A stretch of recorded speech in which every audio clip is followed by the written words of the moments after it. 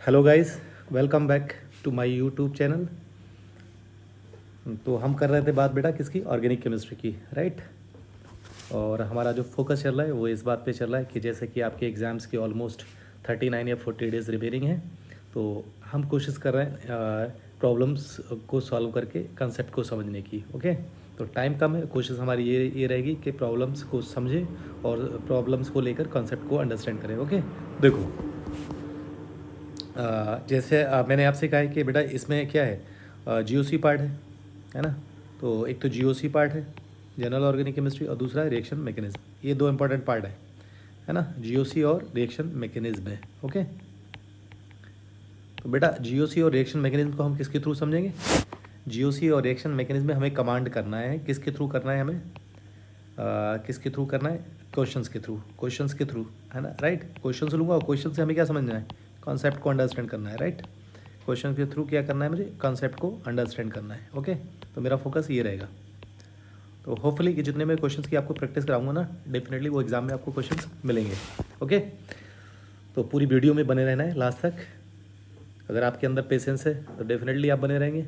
तो देखिए मैं आपको रेलिवेंट क्वेश्चंस ही कराऊंगा, जो आपके नीट से रिलेटेड क्वेश्चंस है। और डेफिनेटली मुझे लगता है केमिस्ट्री यानी केमिस्ट्री के क्वेश्चन जो है आपको वो नीट में मिलेंगे ही, राइट। और मेरा आपको टारगेट जो है ना, आपको एग्जाम में जो है ना क्वेश्चन 140 प्लस मार्क्स आपका, या 150 प्लस स्कोर आपका केमिस्ट्री में स्कोर आना ही चाहिए, राइट। और बहुत ज़्यादा आपको पढ़ने की ज़रूरत नहीं है ना। थोड़ा सा बस स्मार्ट स्टडी करना है। तो मैं आपके साथ हूँ, तो आप भी मेरे साथ बने रहिए, ठीक है। आगे बढ़ते हैं फिर, राइट। प्रॉब्लम्स के थ्रू बढ़ते हैं ना, मीन्स क्वेश्चन से लेते हैं, क्वेश्चन के थ्रू हम क्या करते हैं, कंसेप्ट को अंडरस्टैंड करते हैं, राइट। ओके, बढ़ते हैं आगे, है ना। देखो लास्ट टाइम मैंने आपसे कहा था, लास्ट टाइम बेटा मैंने आपसे क्या कहा था कि क्वेश्चन से लूँगा मैं, पिछले कुछ क्वेश्चन थे। जैसे ये क्वेश्चन दिया हुआ है, ऑर्डर ऑफ बेसिसिटीज़, है ना। बहुत इंटरेस्टिंग क्वेश्चन है, अच्छा क्वेश्चन है ना, एग्जाम में पूछा जाता है। तो ये रिलेटेड पूछा जाता है, ऑर्डर ऑफ बेसिसिटी। तो 4 एग्जाम्पल लिए हुए हैं। इसमें मुझे देखना है कि किसका बेसिसिटी ज़्यादा है। बेसिसिटी से मीनिंग क्या है बेटा, है ना। तो बेटा पहले बेसिसिटी से मीनिंग समझो क्या है। बेसिसिटी किसकी ज़्यादा होगी, है ना। तो बेसिसिटी बेटा उसकी ही ज़्यादा होगी जिसकी डोनेशन एबिलिटी, है ना। क्या बोलेंगे बेटा, जिसका डोनेशन एबिलिटी ज़्यादा होगा।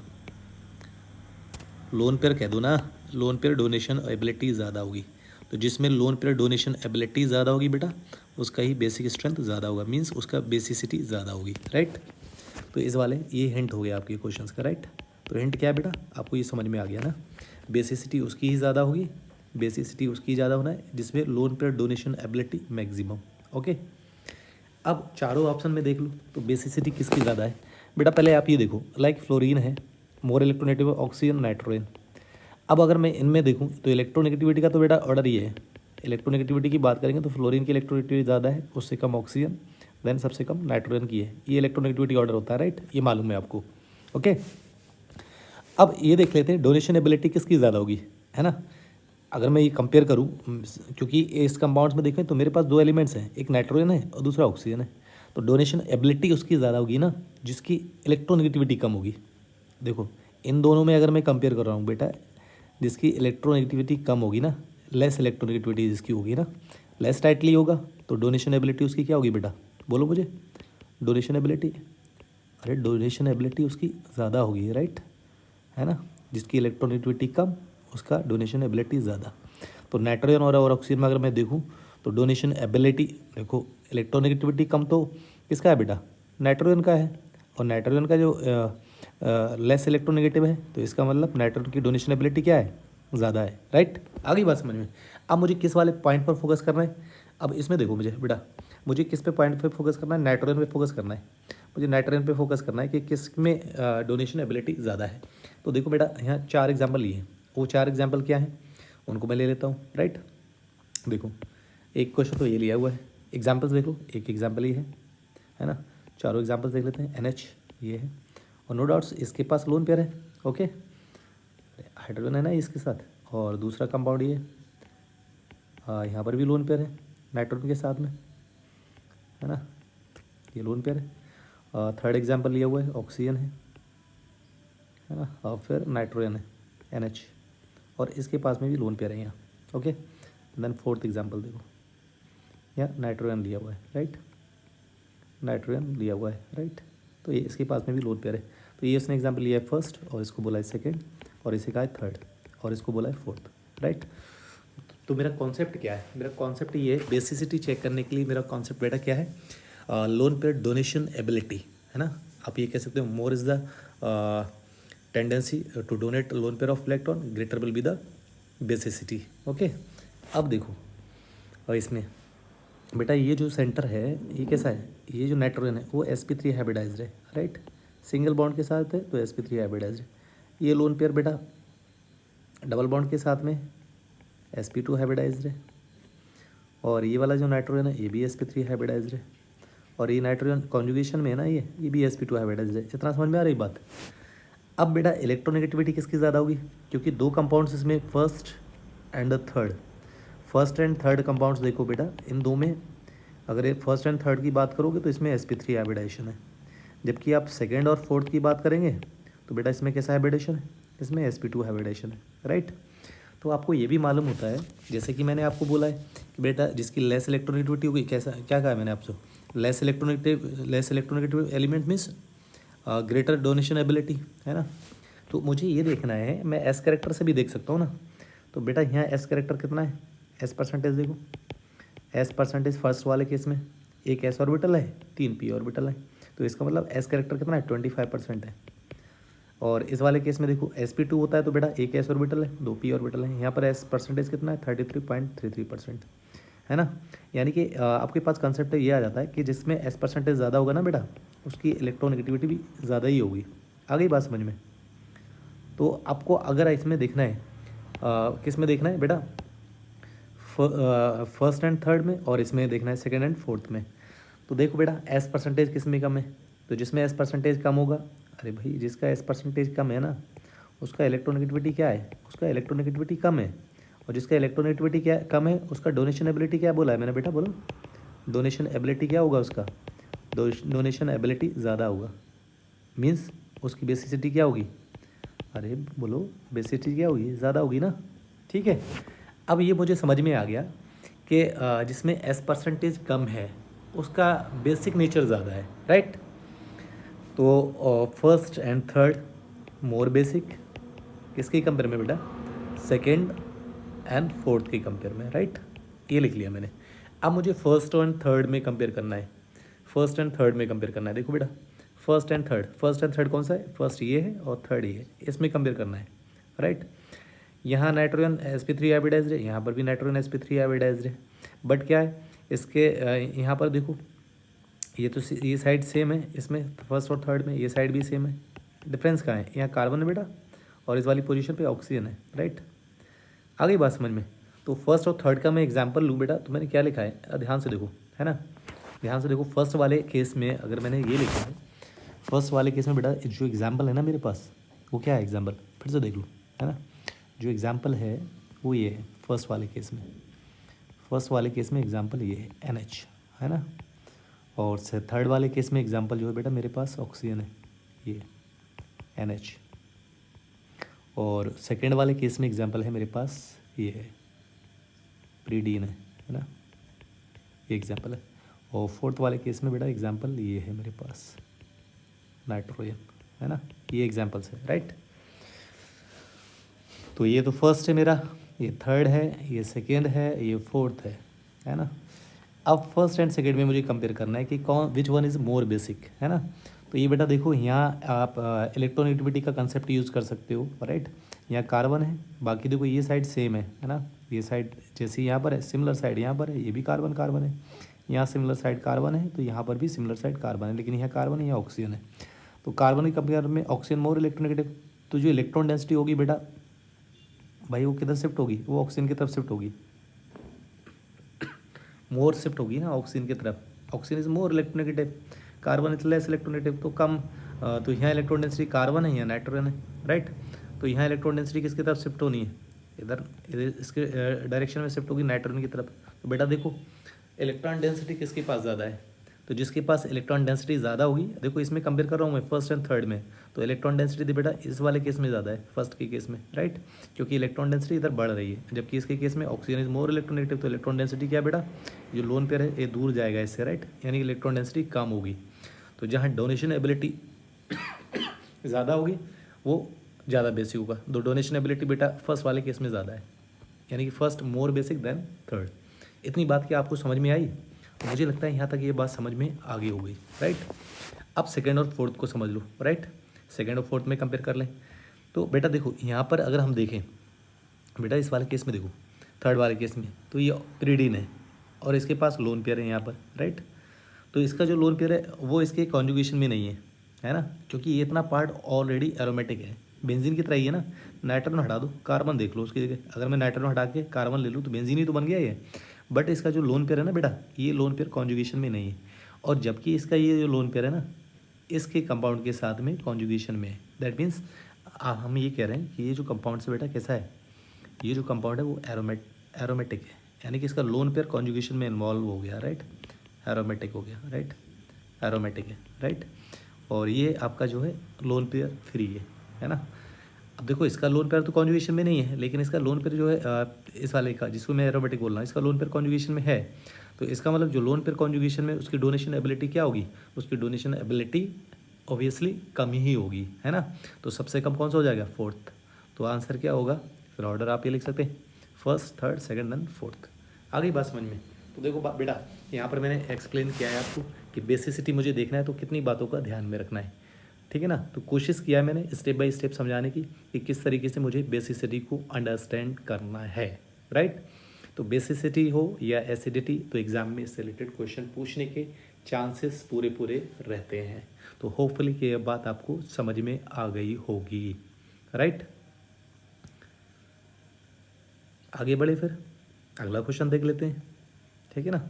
और अगर नहीं समझ में आया हो तो आपको क्या करना है, थोड़ा पीछे जाना है, बैक करना है वीडियो को और फिर से एक बार देख लेना है मैंने क्या बोला है, राइट। तो होपफुली कि आपको बात क्लैरिटी के साथ समझ में आ जाएगी, राइट।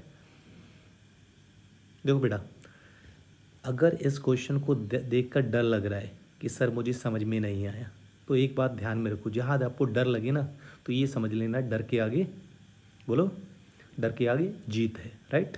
तो डेफिनेटली डर के आगे जीत है ना। तो ये अगर डर लग रहा है तो इसका मतलब उस डर को आपने या फोबिया को दूर कर लिया तो डेफिनेटली आप जो है लर्निंग फेज़ में है, सीख रहे हैं, है ना। मैं देखो आपके सिलेक्शन की गारंटी नहीं ले रहा हूँ, बट इस बात की गारंटी तो ज़रूर ले रहा हूँ कि आप सीख रहे हैं। और डेफिनेटली जो इंसान सीखता है ना वो लाइफ में आगे बढ़ता है। तो इम्पॉर्टेंट आपके लिए क्या हो जाता है, सीखना, है ना। तो अगर आप सीख रहे हैं तो डेफिनेटली प्रोग्रेस करेंगे, है ना। प्रोग्रेस तभी होगी जब आप सीखेंगे तो प्रोग्रेस होगी, और प्रोग्रेस होगी तो बेटा फाइनली क्या होगा, सिलेक्शन ही होगा, राइट। बस आगे बढ़े, देखते हैं अगला सवाल। तो ये हमने एक क्वेश्चन डिस्कस किया, राइट। अगला क्वेश्चन देख लेते हैं, तो मैं इसे मिटा देता हूँ। देखो नेक्स्ट क्वेश्चन, तो अगर अगले सवाल की हम बात करें बेटा, देखो इस वाले केस में अब जो सवाल मैंने लिया है ना, इस वाले क्वेश्चन की बात करते हैं ना। तो इस वाले क्वेश्चन में देखो वो क्या पूछ रहा है, ऑर्डर ऑफ एसिडिटी पूछा है ना। तो एसिडिटी किसकी ज़्यादा होगी ये देखना है मुझे, है ना। तो एसिडिक स्ट्रेंथ कोई भी अगर कंपाउंड अगर मैं ये ले लूँ, देखो HA कंपाउंड है, राइट। तो दो तरीके से मैं समझ सकता हूँ इसे। तो इन जनरल बेटा मैंने समझाने के लिए ले लिया, सपोज अगर ये इन जनरल मैंने लिया HA मोनोप्रोटिक एसिड ले लिया, राइट। तो अगर ये रिलीज़ हुआ तो क्या बन गया, H+ और A-। इसे क्या बोलूँगा मैं, जो रिमेनिंग पार्ट है प्रोटॉन के बाद, इसे बोलता हूँ मैं बेटा क्या, कॉन्जुगेट बेस, है ना। ये टर्म यूज़ किया जाता है कॉन्जुगेट बेस, है ना, और इसे बोला जाता है प्रोटॉन, राइट। तो दो तरीके हैं मुझे एसिडिटी आइडेंटिफाई करने के लिए मेरे पास, या तो मैं ये देख लूँ यहाँ से कि कौन सा हाइड्रोजन जो है ईजिली रिलीज़ होगा, है ना। अगर H ईजिली रिलीज़ हो रहा है, एसिडिटी कब ज़्यादा होगी बेटा, ईजिली H रिलीज़ हो, है ना। ईजिली H रिलीज़ हो तब कह सकते हो आप एसिडिक स्ट्रेंथ ज़्यादा होगी। या फिर आप ये भी कह सकते हो, देखो एक पॉइंट तो ये है, इसको अंडरस्टैंड कर लो, अगर ईजिली H रिलीज़ हो रहा है तो इसका मतलब वो ज़्यादा एसिडिक है। या फिर अदर वे में आप ऐसे कह सकते हो, कॉन्जुगेट बेस की स्टेबिलिटी देख सकते हो, right, stability of conjugate base कह सकते हो। तो स्टेबिलिटी ऑफ कॉन्जुगेट बेस जिसमें ज़्यादा होगी, कॉन्जुगेट बेस की स्टेबिलिटी ऑफ कॉन्जुगेट बेस ज़्यादा होगी, तो इसका मतलब वो मोर एसिडिक है, ऐसे भी कह सकते हो आप, दैट इज़ मोर एसिडिक, है ना। अगर कॉन्जुगेट बेस ज़्यादा जो है स्टेबल है आपका, तो इसका मतलब उसका एसिडिक स्ट्रेंथ क्या है उस कंपाउंड का, बहुत ज़्यादा है, राइट। तो यहाँ से भी अंडरस्टैंड कर सकते हैं। तो इन जनरल तो मैंने आपको यही बोला है। अब देखो बेटा, सिंपल वे में अगर मैं समझाऊँ इसे तो आप ऐसे देख सकते हो, यहाँ देखो, तो आपको पता मालूम है कि नाइट्रो ग्रुप लगा हुआ है पैरा पोजीशन पे, तो बेटा यहाँ कौन कौन सा इफेक्ट काम करेगा, यहाँ -R इफेक्ट भी काम कर रहा है और -I इफेक्ट, ओके। यहाँ देखो मेटा पोजीशन बेटा ओनली कौन सा इफेक्ट काम करता है भाई, मेटा इफेक्ट्स पर कौन सा इफेक्ट ऑपरेट्स होता है ना, एट मेटा पोजीशन, ये बात ध्यान में रखना, at meta position only inductive effect operates, है ना, सिर्फ इंडक्टिव इफेक्ट ही लगता है किस पोजीशन पे, मेटा पोजीशन पे ऑपरेट्स, है ना, ये वाली बात ध्यान में रखेंगे, at meta position only inductive effect operates. तो यहाँ तो मेटा थर्ड पोजीशन है, यहाँ -I इफेक्ट है, ओके। CH3 देख लो बेटा, यहाँ क्या है, डबल बॉन्ड के साथ में है ना ये, तो यहाँ तो ये sp2 हाइब्रिडाइज सेंटर है और ये वाला sp3 हाइब्रिडाइज सेंटर थे, मोर एस करेक्टर तो यहाँ पर है, तो इलेक्ट्रॉन किधर शिफ्ट होगा, इस डायरेक्शन में। CH3 ग्रुप है, वैसे भी देखो बेटा यहाँ +I इफेक्ट है, और दूसरा कौन सा है, हाइपर कंजुगेशन है यहाँ पर, तो +H इफेक्ट भी है, ठीक है। तो जिसमें -R और -I इफेक्ट ज़्यादा है बेटा, तो उसका जो है एसिडिक स्ट्रेंथ ज़्यादा होगा। उसकी बात देखेंगे हम, जिसमें -I इफेक्ट ज़्यादा है वो ज़्यादा एसिडिक होगा, उसका ये चीज़ रिलीज़ होगा ना। फिर देखेंगे हम कि जिसमें लास्ट में +I इफेक्ट वाला ले लो और यहाँ न्यूट्रल फर्स्ट, है ना, फर्स्ट वाला न्यूट्रल वाला ले लो, राइट, न्यूट्रल बोल दो। तो अब मैं ये अगर चारों में कंपेयर करूँ कि एसिडिक स्ट्रेंथ किसका ज़्यादा है, तो जिसमें -R और -I इफेक्ट दोनों हैं वो ज़्यादा एसिडिक है। तो मेरी नज़र में कौन सा ऐसा, फोर्थ है, फोर्थ तो बेटा सबसे ज़्यादा एसिडिक होगा। आ गई ना बात समझ में, क्योंकि यहाँ पर -R इफेक्ट भी है और -I इफेक्ट भी है। तो मैं ये मान के चल रहा हूँ आपको थोड़ा बहुत GOC का आइडिया है, राइट। बाकी अगर आप कोई भी सब्स्टिट्यूएंट मेटा पोजीशन पे लगा हुआ है तो बेटा ये ध्यान में रखना है ना, at meta position only inductive effect operates, है ना। मेटा पोजीशन पे आपका रेजोनेंस वगैरह नहीं होता है, क्या होगा, सिर्फ इंडक्टिव इफेक्ट होगा, ओके। मेटा पोजीशन बेटा हाइपर कंजुगेशन भी नहीं होता है, ठीक है ना, सिर्फ इंडक्टिव इफेक्ट होता है, इसलिए मैंने लिखा है यहाँ देखो, ओनली क्या ऑपरेट होगा मेटा पोजीशन पे, इंडक्टिव इफेक्ट, राइट। अब -I इफेक्ट वाला कौन सा बेटा, ये थर्ड है, ओके, थर्ड हो गया, फोर्थ के बाद थर्ड होगा। फर्स्ट एंड सेकंड में देख लो, तो फिनॉल है, फर्स्ट आ जाएगा, +I इफेक्ट वाला है फिर सेकंड, तो यानी कि ऑर्डर क्या होगा, फोर्थ थर्ड फर्स्ट सेकंड, ऐसा ऑप्शन देखो कहाँ है, फोर्थ थर्ड फर्स्ट सेकंड, ये फोर्थ है। ये बात समझ में आ गई होगी ना आपको। तो मैंने कोशिश किया है आपको समझाने की कि किस तरीके से मुझे एसिडिटी आइडेंटिफाई करना है, राइट। तो होपफुली कि आपको ये क्वेश्चन समझ में आ गया होगा।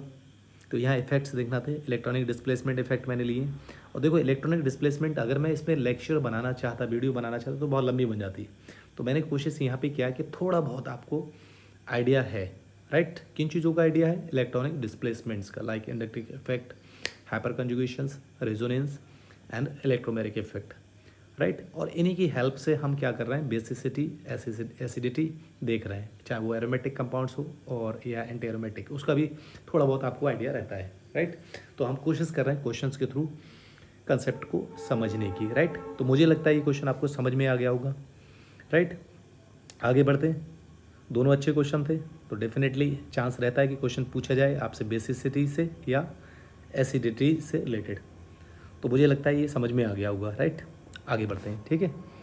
देखो बेटा, ये बड़ा प्यारा क्वेश्चन है, आप कह सकते हैं बड़ा शानदार क्वेश्चन है, क्योंकि इससे रिलेटेड क्वेश्चन नीट 2022 में पूछा गया है। जैसे मैंने क्या आपसे कहा, नीट 2022 में क्वेश्चन पूछा गया था, किससे, जेल्डाल मेथड से पूछा गया था, राइट। लेकिन न्यूमेरिकल नहीं पूछा गया था, ठीक है ना बेटा, न्यूमेरिकल नहीं पूछा था उसने, बल्कि यहाँ से उसने एक स्टेटमेंट वाइज पूछा था कि Kjeldahl method is not applicable for, है ना। तो मैं बता दूंगा कि किसके लिए क्वेश्चन पूछा था उसने, कि जेल्डाल मेथड्स किसके लिए एप्लीकेबल नहीं है ना। तो पहली बात तो आप ध्यान में रख लो बेटा, जेल्डाल मेथड इज़, पहले तो आप ये देख लो ना, क्या देख लो, पहले क्वेश्चन समझा देता हूँ ना मैं। पहले क्वेश्चन समझ लो, राइट। देखो लैंग्वेज इसकी बड़ी है, दिखने में क्वेश्चन थोड़ा सा लग रहा है कि टाइम टेकन है और डिफ़िकल्ट भी लगता होगा, बट मैं आपको इंश्योर करा रहा हूँ क्वेश्चन आसान है ना। आपको अगर एस्टिमेशन करने के लिए नाइट्रोजन का आता है तो डेफिनेटली आप ये मान के चलिए वो इजी क्वेश्चन है। सबसे पहले आप उस क्वेश्चन को कर लेंगे। देखो होता क्या है, जब एस्टिमेशन नाइट्रोजन का करते हैं हम ऐसे कंपाउंड्स में जेल्डाल्स मेथड्स के थ्रू, तो आप हिंट समझ लो, हिंट ही समझ लो, राइट। पहले हिंट ले लेते हैं, है ना। तो हिंट क्या है, या सॉल्यूशंस कह लो आप। हिंट ये बेटा, कोई भी ऑर्गेनिक कंपाउंड्स होता है, राइट। ऑर्गेनिक कंपाउंड्स है और वो कैसा है ऑर्गेनिक कंपाउंड्स बेटा, नाइट्रोजन कंटेनिंग है, right. Nitrogen containing organic compounds. और जब उसको आप जेल्डाल्स मेथड से प्रोसेस कराएंगे, है ना। कौन से मेथड से कराएंगे बेटा, जेल्डाल्स मेथड से, है ना। प्रोसीजर नहीं देखना है मुझे कि क्या होता है जेल्डाल्स मेथड, बट जब भी आप जेल्डाल्स मेथड से प्रोसेस करते हैं तो जो ऑर्गेनिक कंपाउंड्स है वो आपका किस में कन्वर्ट हो जाता है, बोलो बेटा, अमोनिया या नाइट्रोजन। अमोनिया में कन्वर्ट होता है, राइट। NH3 में कन्वर्ट हो जाता है, ठीक है। अब अमोनिया को न्यूट्रलाइज करने के लिए बेटा क्या यूज़ किया जाता है, अमोनिया, इसको न्यूट्रलाइज करने के लिए यूज़ किया जाता है सल्फ्यूरिक एसिड, ठीक है। H2SO4 यूज़ किया जाता है इसको अमोनिया को न्यूट्रलाइज करने के लिए। तो मुझे ये देखना होता है कि सल्फ्यूरिक एसिड का, अमोनिया का कितना मिली इक्विवेलेंट यूज़ हुआ है सल्फ्यूरिक एसिड को न्यूट्रलाइज करने के लिए, राइट।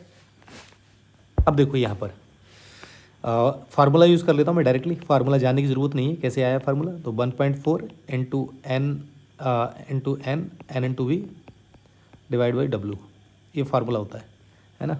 तो पहले आप ये समझ लो एन इंटू वी का मीनिंग क्या है, एन इंटू वी, है ना। तो एन इंटू वी का मतलब होता है मिली इक्विवेलेंट, आप ऐसे लिख लो, milli equivalent of base, milli equivalent of base और required to neutralize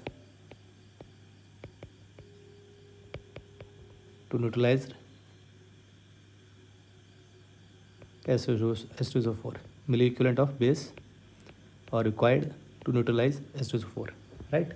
ये आप कह सकते हैं। यहाँ तक बात आपको समझ में आई होगी, राइट। आगे देखो इसमें, ओके। और W क्या है, ये है आपका W मास ऑफ सैंपल, है ना। ये क्या है, मास ऑफ सैंपल है, राइट। ये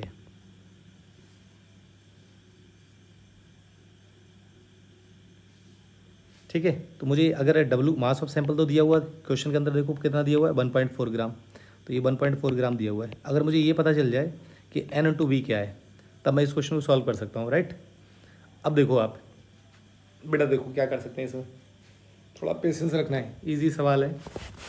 देखो क्या करना है, अब मैं क्या करता हूँ इसे, पहले ये देखो उसने क्या बोला है, the compound digested by the Kjeldahl's method and the evolve ammonia was absorbed in 60 ml of, है ना। कितने ml में ऑब्जर्व हुई है, ये देख लो आप, ये बोला है absorbed digested by the Kjeldahl method and the evolve ammonia was absorbed in 60 ml of M/10 H2SO4,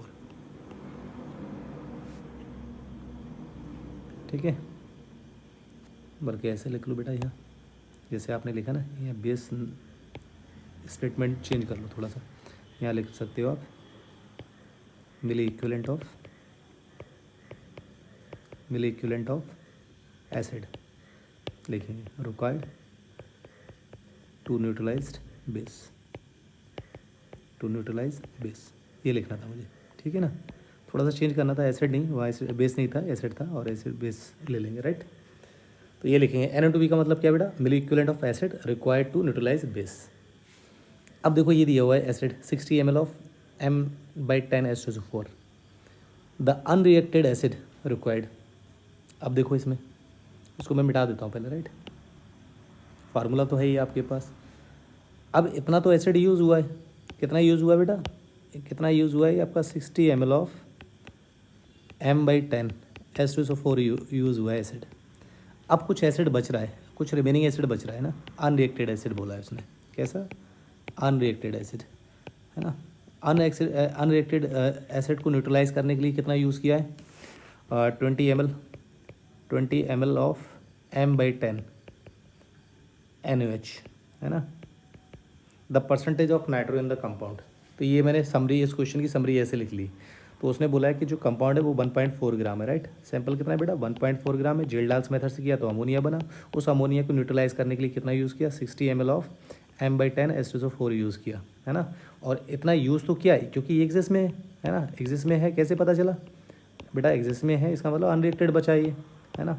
तो उस अनरिएक्टेड को न्यूट्रलाइज करने के लिए कितना आ गया, कितना यूज़ हुआ, 20 ml ऑफ M/10 NaOH। तो मुझे ये पता लगाना है कि अमोनिया को न्यूट्रलाइज करने के लिए कितना मिली इक्विवेलेंट एसिड रिक्वायर्ड हुआ, राइट। मेरा क्वेश्चन ये है, अगर मुझे ये पता चल जाए, सपोज बेटा मैं एग्जाम्पल्स के थ्रू बताता हूँ, इस क्वेश्चन को एग्जाम्पल्स के थ्रू पता। अगर बेटा आप ये समझो, आपके पेरेंट्स जो हैं या ए पर्सन ने बी को कुछ पैसे दिए, है ना, सब मनी दिया, कुछ पैसा दिया, ठीक है, बी को। और बी ने क्या किया, कुछ पैसा सी पे खर्च कर दिया, है ना। सी पे मान लो कितना पैसा खर्च कर दिया उसने, 20 रुपीज़ खर्च कर दिए, है ना। सी ने कितने रुपीज़ खर्च किए, सी ने कुछ पैसे खर्च किए, है ना। और सी ने शेयरिंग की थी किसके साथ, डी के साथ में, डी के साथ शेयरिंग की। तो सी ने कहा कि जितना डी पैसे खर्च करेगा ना उतना मैं खर्च करूँगा। तो सपोज़ डी ने दिया हुआ, डी ने कहा मैंने 20 रुपये खर्च किए हैं, तो मुझे ये पता चल गया ना सी ने कितना खर्च किया है। भाई सी ने भी 20 ही खर्च किया है, ठीक है ना।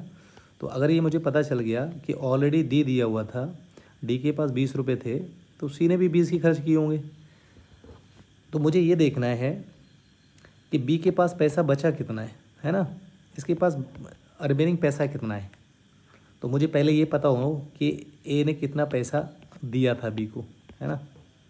तो अगर ए ने मान लो सपोज 100 रुपीज़ दिए थे, तो आप बता सकते हो ना कि बी के पास कितने रुपीज़ होंगे,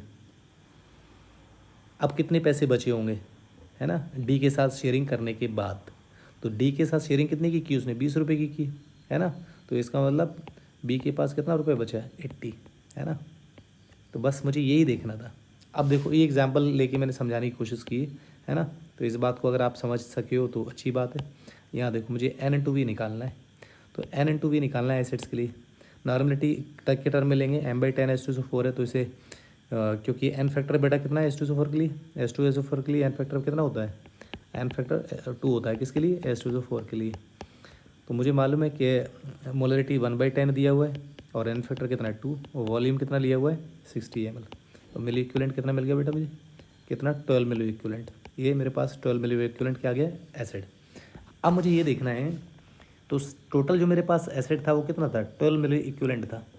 अब मुझे इनडायरेक्टली पता लगाना है कि अमोनिया को न्यूट्रलाइज करने में कितना मिली इक्विवेलेंट यूज़ हुआ है। ये तो 12 मिली इक्विवेलेंट लिया है, राइट। अब मुझे यहाँ से पता चलेगा इनडायरेक्टली ये कितना मिली इक्विवेलेंट है। तो ये कितना है बेटा, यहाँ पर भी N/V कर लो। तो नॉर्मलिटी एन फैक्टर कितना है NaOH के लिए, NaOH के लिए एन फैक्टर कितना होता है बेटा 1। तो मोलरिटी कितनी 1/10, एन फैक्टर कितना 1, वॉल्यूम कितना 20। इसे सॉल्व किया कितना आया 2 मिली इक्विवेलेंट। आ गई बात समझ में। तो जो अनरिएक्टेड एसिड है इसे न्यूट्रलाइज करने के लिए कितना मिली इक्विवेलेंट यूज़ हुआ है। अगर ये 2 इक्विवेलेंट है तो इसका मतलब ये भी 2 मिली इक्विवेलेंट रहा होगा ना। तो अब मुझे ये बताओ, क्योंकि आपको ये पता चल गया अनरिएक्टेड एसिड कितना था, यहाँ 2 मिली इक्विवेलेंट था, और ओवरऑल कितना था आपके पास में, वो 12 मिली इक्विवेलेंट था। सब कितना था 12 मिली इक्विवेलेंट। अब 2 यहाँ यूज़ हुआ है आपका, राइट। तो यहाँ अमोनिया को न्यूट्रलाइज करने के लिए कितना यूज़ हुआ, 12 - 2 यानी कि 10 मिली इक्विवेलेंट यूज़ हो गया। किसको बेटा, 10 मिली इक्विवेलेंट न्यूट्रलाइज हुआ बेस को न्यूट्रलाइज करने में। ओके, तो फार्मूला हमारे पास है, वैल्यू पुट कर दो फार्मूले में। तो फार्मूले में वैल्यू पुट कर दो। फार्मूला नाइट्रोजन का परसेंटेज निकालने के लिए क्या था, 1.4 N/B divide by W, right. तो 1.4 N/B कितना है 10 है, W कितना है बेटा गिवन 1.4, 1.4 से 1.4 कैंसिल, कितना है आंसर 10। तो नाइट्रोजन का परसेंटेज कितना होगा 10। तो ये बात समझ में आई होगी आपको, राइट। तो यहाँ आपको फार्मूला ध्यान में रखना है, क्वेश्चन को सॉल्व करना है, ठीक है। इतनी बात समझ में आई आपको। तो जेल्डाल्स मेथड से आप नाइट्रोजन का एस्टिमेशन करते हैं, और नाइट्रोजन का एस्टिमेशन करने के लिए आपको फार्मूला ध्यान में रखना होता है। और ये अगर पता चल जाए आपको, ये W तो गिवन रहता है, मास ऑफ सैंपल गिवन रहता है, और आपको क्या चाहिए होता है, मिली इक्विवेलेंट ऑफ एसिड चाहिए होता है टू न्यूट्रलाइज्ड बेस, कि बेस को न्यूट्रलाइज करने के लिए कितना एसिड यूज़ हुआ है। अगर इतना बात पता लगा सकते हो आप तो इस क्वेश्चन को सॉल्व कर सकते हैं। तो चांसेस हैं एग्ज़ाम में इस बार इस टाइप का क्वेश्चन आपको मिले, है ना। गारंटी नहीं ले रहा हूँ मैं, बट मोस्टली चांसेस हैं कि ये क्वेश्चन आपको एग्ज़ाम में मिलना चाहिए या इस टाइप का क्वेश्चन एग्ज़ाम में मिलना चाहिए आपको, राइट। तो थोड़ा सा आपको इस पर फोकस करना है। मुझे तो लगता है कि एग्ज़ाम में ये क्वेश्चन आएगा, ठीक है। देखो अब जो नीट 2022 का क्वेश्चन था बेटा, वो तो ये न्यूमेरिकल टाइप तो नहीं था, सिर्फ इतना ही था। तो जेल्डाल्स मेथड उसने जो पूछा था नीट 2022 में, नीट 2022 की बात करें तो उसने ये पूछा था कि Kjeldahl's method is not applicable for, है ना। तो Kjeldahl's method is not applicable for, किसके लिए एप्लीकेबल नहीं है ना। तो ध्यान में रखना था किसके लिए एप्लीकेबल नहीं होता है ये एप्लीकेबल नहीं था नाइट्रोजन इन नाइट्रो कंपाउंड्स के लिए एप्लीकेबल नहीं है, एजो ग्रुप के लिए एप्लीकेबल नहीं है। एजो ग्रुप मतलब ऐसे मान लो एन डबल बॉन्ड एन, है ना, ये एजो ग्रुप कहलाता है, इसके लिए एप्लीकेबल नहीं है। और उसके लिए भी एप्लीकेबल नहीं है जिसमें नाइट्रोजन रिंग में प्रेजेंट हो, ठीक है ना। Nitrogen present in ring, nitrogen present in ring, है ना। ये अरे एग्जाम्पल ये ले सकते हैं ना, जैसे प्रीडीन है ये, इसका नाम क्या है बेटा, प्रीडीन है। तो रिंग में तो प्रेजेंट है ना नाइट्रोजन, इसके लिए एप्लीकेबल नहीं है, ये हम नहीं यूज़ कर सकते इसके लिए, है ना। या दूसरा एग्जाम्पल ले लो, चलो दूसरा एग्जाम्पल ले लो, है ना। प्रीडीन का बड़ा भाई ले लो, ये प्रीडीन का बड़ा भाई कौन है, क्विनोलिन। रिश्तेदारी निकाल लो इनमें, अरे बड़ा है ना उससे, ये प्रीडीन है ये क्विनोलिन है। तो क्विनोलिन के केस में भी तो नाइट्रोजन बेटा रिंग के अंदर है, प्रीडीन के केस में भी नाइट्रोजन रिंग के अंदर है। तो आपने कहा जेल्डाल्स मेथड किसके लिए एप्लीकेबल नहीं है, Kjeldahl's method is not applicable for nitro compounds, azo compounds and nitrogen present in the ring like pyridine and quinoline. तो ये नीट 2022 में क्वेश्चन पूछा गया था। तो हो सकता है कि इस बार ये पूछा गया था, नेक्स्ट टाइम आपसे ये न्यूमेरिकल पूछा जाए, राइट। तो थोड़ा सा फोकस करना है न्यूमेरिकल्स पे, है ना। तो जेल्डाल्स मेथड्स के क्वेश्चंस की न्यूमेरिकल्स की थोड़ी सी प्रैक्टिस कर लेंगे आप, तो डेफिनेटली आप क्वेश्चन कर पाएंगे। आगे बढ़े, आगे बढ़ते हैं, होपफुली कि ये समझ में आ गया होगा। देखो बेटा एक क्वेश्चन लिया मैंने यहाँ पर, ठीक है। और मैंने कहा था ना देखो चैप्टर ये कितना आप जेल्डाल्स मेथड लेकर कितना परेशान से होते हैं, बट क्वेश्चन देखो एग्जाम में क्या पूछा है, ये पूछा। अगर आपको स्टेटमेंट मालूम था कि जेल्डाल्स मेथड किसके लिए एप्लीकेबल नहीं है, नाइट्रो कंपाउंड्स के एप्लीकेबल नहीं है, एजो कंपाउंड्स के लिए एप्लीकेबल नहीं है, nitrogen present in the ring इसके लिए एप्लीकेबल नहीं है, तो आप आसानी से आंसर दे सकते थे। एनसीईआरटी में बेटा पढ़ना सब कुछ होता है, बट आपको ये नहीं मालूम होता है क्या डीप में पढ़ना है और क्या आपको लाइटली पढ़ना है, ठीक है ना। तो थोड़ा सा ये फोकस करना है ना। अगर क्वेश्चन एग्जाम में आए तो कम से कम आपको ये तो लगे कि हाँ ऐसा मैंने कुछ यहाँ देखा है ना। तो डेफिनेटली आप क्वेश्चन कर पाएंगे। आगे बढ़ते हैं, इस कंपाउंड्स को देखो, ये भी आपका some basic principles and techniques से क्वेश्चन है। चलो इसका आंसर आप ही दो। अब यहाँ देखो बेटा लिखा है Prussian blue colour obtain during the test of nitrogen by Lassaigne test due to the formation of, है ना। तो ये एलिमेंटल डिटेक्शन के लिए यूज़ होता है ये, राइट। और इसमें आप टेस्ट ऑफ नाइट्रोजन की बात कर रहे हैं, लेसेग्ने टेस्ट के थ्रू नाइट्रोजन का। तो ये एक कंपाउंड कहलाता है आपका प्रूशियन ब्लू, है ना। अरे बेटा नाम तो सुना है आपने कि ब्लू कलर तो ठीक है, बट ये प्रूशियन क्या है ना। आप प्रूशियन ब्लू कहते सकते हैं, मोर के पंख जैसा कलर, है ना। जैसे मोर के पंख का रंग होता है ना, पीकॉक के फेदर का रंग होता है, उसी को बोला जाता है प्रूशियन ब्लू, है ना। और उसका कंपाउंड का तरीका क्या याद रखने के लिए आप याद रख लो, आयरन तो रहता है, मेटल रहेगा, आयरन होता है उसमें। और आप एक नंबर याद रख लो 463, है ना। ऐसा ऐसे देखो 463 कॉम्बिनेशन किस में दिखाई दे रहा है, तो Fe4 FeCN6 ठीक है ना। तो ये कंपाउंड रहता है आपका, इसको बोला जाता है प्रूशियन ब्लू। इंपॉर्टेंट कंपाउंड है, ध्यान में रखना है ना। और कोऑर्डिनेशन केमिस्ट्री बेटा आप पढ़ते हैं ना, बहुत इंपॉर्टेंट टॉपिक है कोऑर्डिनेशन केमिस्ट्री। तो उसमें एक एग्जांपल ये लिया जाता है। और मुझे ये बता दो बेटा, जब वहाँ आप कलर की बात करते हैं, है ना, इसमें जो ब्लू कलर आ रहा है ना, ब्लू कलर, आपको ये बताना है वो ब्लू कलर किसकी वजह से एराइज हुआ है। ब्लू कलर एराइजेस, आंसर देना है आपको, है ना। एराइजेस ड्यू टू, अगर आपके पास आंसर है तो मुझे कमेंट करके बोलना, ठीक है, किसकी वजह से कलर एराइज हुआ है। एक तो मैं ऑप्शन दे रहा हूँ आपको, metal to ligand charge transfer, या फिर आप कह सकते हो ligand to metal charge transfer, या फिर आप कह सकते हो metal to metal charge transfer, है ना। फोर्थ ऑप्शन दे देता हूँ मैं आपको, चलो फोर्थ दे देता हूँ, डी ट्रांजिशन। तो मुझे आंसर आपको ये देना है, प्रूशियन ब्लू जो कलर आया ना बेटा, देखो कोऑर्डिनेशन केमिस्ट्री का सवाल पूछ लिया मैंने यहाँ पे आपसे।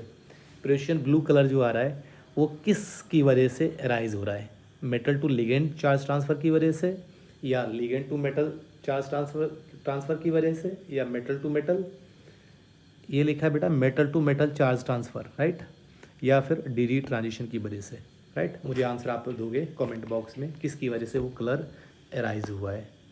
तो मुझे ये भी पता चल जाता है कि अगर आप कमेंट बॉक्स में कमेंट कर रहे हैं तो आप मुझे ये मैं चेक कर लेता हूँ कि आप बाकी में आपने वीडियो देखी है, राइट। बट मेरा अपना काम है अपनी ड्यूटी करना, ठीक है ना। मैं अपनी ड्यूटी को सल्यूट करता हूँ, अगर आप अपनी ड्यूटी कर रहे हैं तो अच्छी बात है, ठीक है, अदरवाइज़ कोई बुरी बात नहीं है। अगला क्वेश्चन देखो, है ना, अच्छा क्वेश्चन पूछा है, अब कहीं भी देख लेना, मुझे आंसर देना है इसका। अब देखो बेटा इसका आंसर तो आप खुद ही दे दोगे, इजी सवाल है ये। In Kjeldahl's method the nitrogen present is estimated as. तो जिल्डास मेथड में आपने कहा था कि अगर कोई भी ऑर्गेनिक कंपाउंड से कंटेनिंग नाइट्रोजन, तो वो जिल्डास मेथड के थ्रू किस कंपाउंड में कन्वर्ट होता है। मैंने आपसे पूछा था ना कि अमोनिया में कन्वर्ट होता है या नाइट्रोजन में, तो डेफिनेटली अमोनिया में कन्वर्ट होता है, राइट। तो आंसर क्या हो जाएगा, सेकेंड, है ना। तो आंसर अमोनिया, राइट। ये सिंपल सा ऐसा पूछा जा सकता है। अब देखो यहाँ, विच of the following carbocation will undergo rearrangement. अब ये चार ऑप्शन दी हुई है, तो इनमें मुझे देखना है कि रीअरेंजमेंट किस में पॉसिबल है। इस वाले क्वेश्चन को देख लो ना बेटा, इसको ले लेता हूँ मैं ना, इसको देखो, इन चारों में मुझे आइडेंटिफाई करना है किस में रीअरेंजमेंट पॉसिबल है ना। तो बेटा अगर ये देखो, अगर यहाँ पर हाइड्रोजन है, राइट, इस हाइड्रोजन को मैंने अगर ट्रांसफ़र कर दिया, क्योंकि 1-2 शिफ्टिंग होना है ना, तो 1-2 शिफ्टिंग अगर मैंने किया बेटा तो ये बन गया, इतनी बात तो मालूम है, CH3+। अगर मैंने यहाँ से हाइड्रोजन सपोज यहाँ से शिफ्ट किया तो ये भी बन गया, राइट। और सॉरी 5 मेंबर रिंग है, 5 मेंबर रिंग ड्रॉ कर लेते हैं। तो बेटा पॉजिटिव चार्ज कहाँ आ जाएगा, यहाँ आ जाएगा ना पॉजिटिव चार्ज, ओके। इस वाले केस में देख लो, यहाँ पर बेटा देखो, इस वाले केस में अगर आप देखोगे तो यहाँ क्या होगा, ये लोन पेयर है ना इससे, तो यहाँ तो लोन पेयर इसे स्टेबलाइज करेगा, है ना। रीअरेंजमेंट तो नहीं होगा इस वाले केस में, ठीक है ना। थर्ड वाले केस में भी रीअरेंजमेंट नहीं होगा, यहाँ पर लोन पेयर है, बैक बॉन्डिंग के थ्रू इसे स्टेबलाइज करेगा, ठीक है। तो यहाँ पर भी शिफ्टिंग नहीं होगी। आगे बात समझ, तो रीअरेंजमेंट बोल रहा है किस में होगा, थर्ड में नहीं होगा रीअरेंजमेंट, क्योंकि बैक बॉन्डिंग के थ्रू स्टेबलाइज हो रहा है, राइट। लोन पेयर रेजोनेंस में आ जाएगा ना इसके साथ। फोर्थ वाले केस में भी बैक बॉन्डिंग होगी, वैकेंट ऑर्बिटल है ना इसके पास बेटा, ये वैकेंट ऑर्बिटल है, ये लोन पेयर से स्टेबलाइज कर देगा, ठीक है। तो फोर्थ भी नहीं हो सकता है। अब मुझे फर्स्ट एंड सेकंड चेक करना है। अगर आपने रीअरेंजमेंट फर्स्ट में किया तो आप कहेंगे सर सेकेंडरी कार्बोकेटाइन था पहले, बाद में भी तो सेकेंडरी कार्बोकेटाइन मिला है। सेकंड वाले क्वेश्चन में कहेंगे आप सर पहले टर्शियरी कार्बोकेटाइन था, बाद में भी टर्शियरी कार्बोकेटाइन मिल रहा है। बट यहाँ थोड़ा सा यहाँ पर बेटा हाइपर कंजुगेशन देखना पड़ेगा कि भाई शिफ्टिंग तो तभी होगी ना जब वो उसमें मोर स्टेबिलिटी गेन करता होगा। अब इस वाले केस में देखो, इस कार्बोकेटाइन के रिस्पेक्ट में ये अल्फा पोजीशन है और ये भी अल्फा पोजीशन है। तो पहले देखो अल्फा हाइड्रोजन एटम कितने हैं इस कार्बोकेटाइन के रिस्पेक्ट में, यहाँ बेटा 2 है ना, 2 अल्फा हाइड्रोजन एटम यहाँ है, तो टोटल अल्फा हाइड्रोजन एटम कितना है 4। बाद में कितना है बेटा, 1 हाइड्रोजन यहाँ पे और 2 हाइड्रोजन यहाँ पर है अल्फा, है ना। तो इसमें कितने 3 अल्फा हाइड्रोजन एटम है। तो 4 अल्फा हाइड्रोजन एटम पहले थे और रीअरेंजमेंट के बाद 3 अल्फा हाइड्रोजन एटम। तो हाइपर कंजुगेशन तो ये कहता है कि जिसके पास अल्फा हाइड्रोजन एटम ज़्यादा होंगे उसकी स्टेबिलिटी ज़्यादा होगी। अब यहाँ देखो, यहाँ तो 4 अल्फा हाइड्रोजन एटम है, यहाँ 3 अल्फा हाइड्रोजन एटम है, तो मोर स्टेबल से लेस स्टेबल की तरफ थोड़ी जाएगा कंपाउंड। तो इसका मतलब ये गलत है, इसका मतलब ये नहीं हो सकता रीअरेंजमेंट। अब मुझे ये देखना है, तो इसका मतलब यहाँ हो सकता है ना सेकेंड में, लेकिन अब सेकेंड को मुझे चेक करना है कि कैसे। अब बेटा यहाँ देखो, पहले इसके रिस्पेक्ट में, किस कार्बोकेटाइन के रिस्पेक्ट में ये अल्फा पोजीशन है, ये अल्फा पोजीशन है, और इसके रिस्पेक्ट में ये अल्फा पोजीशन है। तो मुझे ये चेक करके बताओ आप इसमें कितने अल्फा हाइड्रोजन एटम है। तो नो डाउट्स यहाँ पर 2 अल्फा हाइड्रोजन एटम है, 2 यहाँ पर है और 1 अल्फा हाइड्रोजन एटम यहाँ पर है। तो टोटल अल्फा हाइड्रोजन एटम कितना बेटा, यहाँ 5 अल्फा हाइड्रोजन एटम है फर्स्ट वाले केस में। रीअरेंजमेंट के बाद देखो बेटा, इसके रिस्पेक्ट में ये अल्फा पोजीशन है, एडजेसेंट साइड देखेंगे ना, ये अल्फा है, ये अल्फा है, तो 3 अल्फा हाइड्रोजन एटम है यहाँ पर है, 3 यहाँ पर है और 1 यहाँ है। तो बेटा यहाँ कितने अल्फा हाइड्रोजन एटम है? 7। तो जहाँ अल्फा हाइड्रोजन एटम ज़्यादा है इसका मतलब उसकी स्टेबिलिटी ज़्यादा है। ये कौन डिसाइड कर रहा है? ये हाइपर कंजुगेशन। तो हाइपर कंजुगेशन ये कहता है कि जिसमें number of alpha hydrogen atom ज़्यादा होंगे किसके रिस्पेक्ट में? कार्बोकेटाइन के रिस्पेक्ट में, उसकी स्टेबिलिटी ज़्यादा होगी, है ना। तो हाइपर कंजुगेशन आप कार्बोकेटाइन के रिस्पेक्ट में भी देख सकते हैं, डबल बॉन्ड के रिस्पेक्ट में भी देख सकते हैं और फ्री रेडिकल के रिस्पेक्ट में भी देख सकते हैं। हाइपर कंजुगेशन बेटा किसके रिस्पेक्ट में देख सकते हैं? कार्बोकेटाइन के केस में भी देख सकते हैं, कार्बोकेटाइन के केस में भी देख सकते हैं, फ्री रेडिकल के केस में भी देख सकते हैं, और तीसरा हमने कहा है किसके रिस्पेक्ट में देख सकते हैं? एल्कीन के केस में देख सकते हैं, एल्कीन के केस में। इन 3 के केस में हाइपर कंजुगेशन देखा जा सकता है, राइट। तो हाइपर कंजुगेशन देखने के लिए क्या है? जिसमें अल्फा हाइड्रोजन एटम बेटा ज़्यादा होंगे, जिसमें अल्फा हाइड्रोजन एटम ज़्यादा उसकी स्टेबिलिटी भी ज़्यादा ही होगी। बस इतनी बात ध्यान में रखना है, और इतनी बात ध्यान में आपको तो आंसर दे सकते हो आप, राइट। आ गई बात समझ में? ये तो मुझे लगता है होपफुली ये क्वेश्चन आपको समझ में आ गया होगा, और जब ये क्वेश्चन समझ में आ गया है तो आगे बढ़ते हैं, ठीक है। देखो नेक्स्ट क्वेश्चन देख लेते हैं। इस क्वेश्चन को देखो, in which of the following molecules, ऐसे देख लो, ये बोला है इसने, in which of the following molecules all the effects namely inductive, mesomeric and hyperconjugation operate. तो बेटा मुझे ये देखना है इन मॉलिक्यूल्स में से किस में इंडक्टिव इफेक्ट भी है, मेसोमेरिक इफेक्ट भी है और हाइपर कंजुगेशन भी है। तो बेटा देखो, बेटा इंडक्टिव इफेक्ट तो तब होगा, इंडक्टिव इफेक्ट कब होना है? जब कार्बन से कोई मोर इलेक्ट्रोनेगेटिव एलिमेंट लगाओ, राइट, मोर इलेक्ट्रोनेगेटिव एलिमेंट लगाओ, और लेस इलेक्ट्रोनेगेटिव भी हो सकता है, हो सकता है, ऑब्वियसली हो सकता है, क्यों नहीं हो सकता है। तो ये किसके लिए हो गया? ये इंडक्टिव इफेक्ट की बात हो गई। मेसोमेरिक इफेक्ट क्या होगा बेटा? मेसोमेरिक इफेक्ट क्या होगा? डबल बॉन्ड हो, सिंगल बॉन्ड हो, और कोई कार्बोनाइल ग्रुप हो, मतलब कॉन्जुगेशन हो, राइट। ये कॉन्जुगेशन है ना, यूनिडायरेक्शनल कॉन्जुगेशन है ना, तो इसे हम मेसोमेरिक इफेक्ट बोलेंगे, है ना। इसे रेजोनेंस भी बोल देते हैं, राइट, ठीक है। तो यूनिडायरेक्शनल मूवमेंट को क्या बोलते हैं हम? Mesomeric effect. तो इसे ये तो मेसोमेरिक कहलाएगा। हाइपर कंजुगेशन कब कहलाएगा? कार्बोकेटाइन हो, या डबल बॉन्ड हो, या फ्री रेडिकल हो, तब इसका मतलब वहाँ अल्फा हाइड्रोजन एटम है एडजेसेंट साइड, तो इसका मतलब वहाँ हाइपर कंजुगेशन है। तो ये हिंट हो गई, है ना। तो हिंट मेरी ये है। तो क्वेश्चन देखो किस में इंडक्टिव इफेक्ट है बेटा? हाइपर कंजुगेशन होने के लिए पहले तो देखो, या तो कार्बोकेटाइन होना चाहिए, या डबल बॉन्ड होना चाहिए, या लोन या फ्री रेडिकल होना चाहिए। तो बेटा यहाँ देखो, यहाँ तो ना कार्बोकेटाइन है फर्स्ट वाले केस में, फर्स्ट वाले केस में ना तो कार्बोकेटाइन है, ना ही डबल बॉन्ड है, और ना ही फ्री रेडिकल है।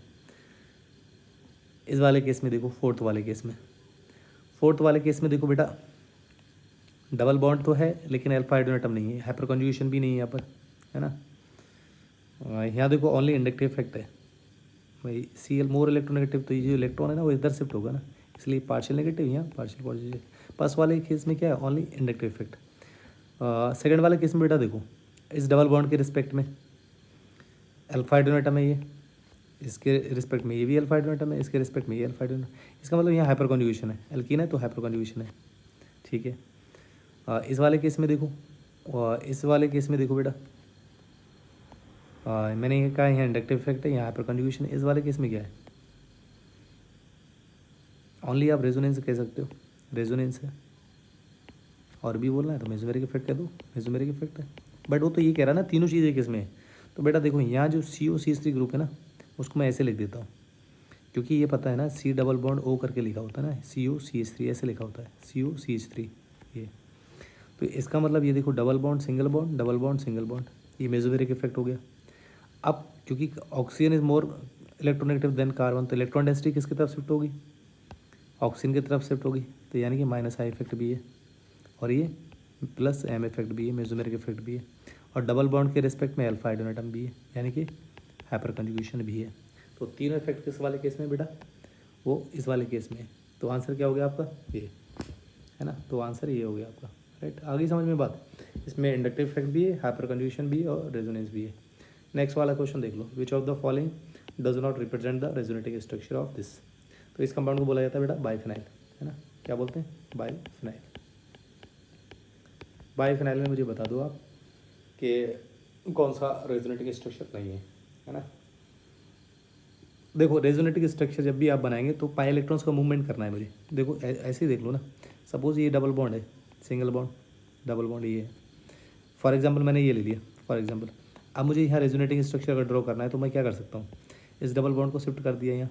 अगर इस डबल बॉन्ड को शिफ्ट करूँगा तो यहाँ पार्शियल नेगेटिव चार्ज, यहाँ पार्शियल पॉजिटिव चार्ज, यानी रेजोनेटिंग स्ट्रक्चर ये बना सकता हूँ मैं। तो यहाँ पर क्या लिख सकता हूँ, प्लस और यहाँ माइनस। फिर मैंने ये कहा कि इसे शिफ्ट कर दिया, यहाँ पर पाई इलेक्ट्रॉन को मूव कर दिया, तो फिर क्या हो सकता है, ये हो सकता है भाई नेगेटिव चार्ज यहाँ आ गया और सिंगल पॉजिटिव और माइनस मिलकर क्या होगा, डबल बॉन्ड, प्लस चार्ज यहाँ पर, राइट। अब यहाँ देखो प्लस और माइनस क्या है, टर्मिनल साइड्स पर पहुँच गए। तो इसका मतलब ये हुआ बेटा, जब भी आप रेजोनेंस देखेंगे किसी न्यूट्रल मॉलिक्यूल में तो पॉजिटिव और नेगेटिव चार्ज जनरेट होंगे, राइट। तो पॉजिटिव नेगेटिव चार्ज तो फर्स्ट वाले में केस में भी है, थर्ड वाले केस में भी है और फोर्थ वाले केस में। तो इसका मतलब फर्स्ट थर्ड फोर्थ तो रेजोनेटिंग स्ट्रक्चर है, लेकिन सेकंड नहीं है। क्यों? क्योंकि सेकंड वाले केस में क्या है, फ्री रेडिकल बन रहा है। फ्री रेडिकल नहीं बन सकता क्योंकि वहाँ बॉन्ड ब्रेकिंग करते हैं आप ना, बॉन्ड ब्रेकिंग करते हैं आप, कंप्लीटली पाई इलेक्ट्रॉन का ट्रांसफर करते हैं आप, कंप्लीटली पाई इलेक्ट्रॉन का ट्रांसफर करते हैं, है ना। तो यहाँ फ्री रेडिकल पॉसिबल नहीं होगा। तो आंसर क्या हो गया, सेकंड, है ना, विच इज़ नॉट प्रेजेंट। जैसे उसने कहा कि विच of the following does not represent the resonating structure, तो आंसर दिस वन।